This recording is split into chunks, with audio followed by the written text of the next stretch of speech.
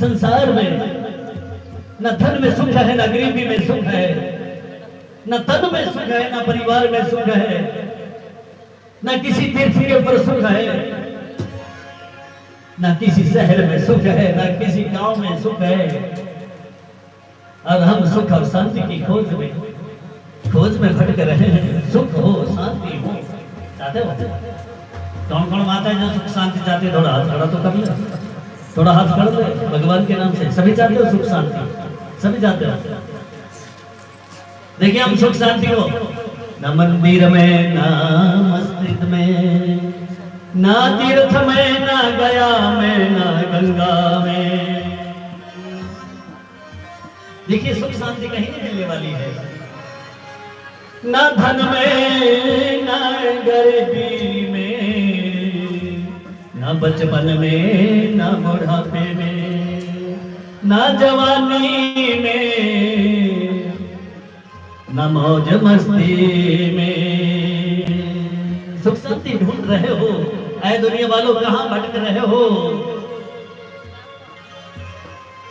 थोड़े थोड़े सब दुखी,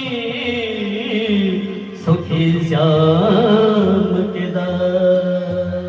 अरे सच्चा सुख तो प्रभु की शरण में है। कहां ढूंढ रहे हो? कहां भटक रहे हो?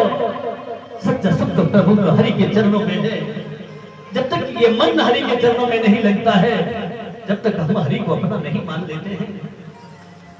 साधन दिए हमारा धर्म कहता है तुम भगवती को अपना मानो, वो भी भगवान की पूजा है। भगवती तुम्हें सुख शांति देगी।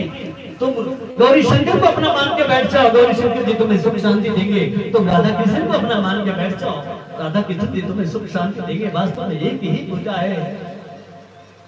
तुम सदगुरु के बताए हुए रास्ते पे चलो, तुम शास्त्रों के बताए हुए रास्ते पे चलो, तुम्हें सुख शांति मिलेगी। अगर तुम ऐसे भटकना शुरू करोगे तो कहीं तुम्हारा जीवन लग जाएगा। माता बहनों, इस कथा को याद रखना, एक ही जीवन नहीं, जन्म जन्मांतर तक तुम्हें सुख शांति मिलने वाली नहीं है।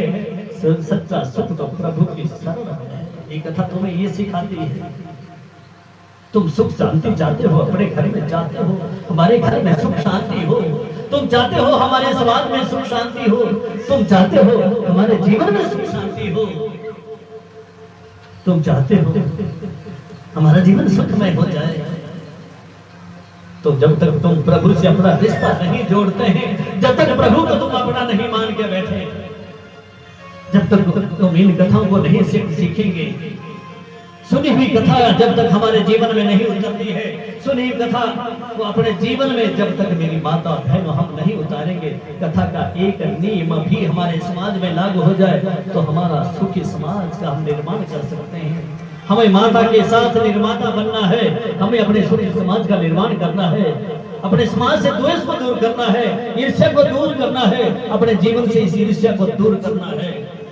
ये भागवत की कथा साबुन है। जैसे साबुन मैल को हटा देता है, शरीर को शुद्ध कर देता है, उसी प्रकार से समाज से, अपने जीवन से, अपने घर से हमें ईर्ष्या को हटाना पड़ेगा, तभी सुख और शांति मिलेगी।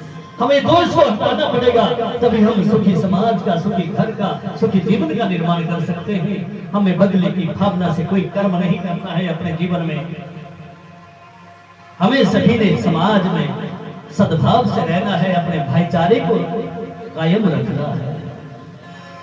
भागवत जी की कथा है, ज्ञानमय है।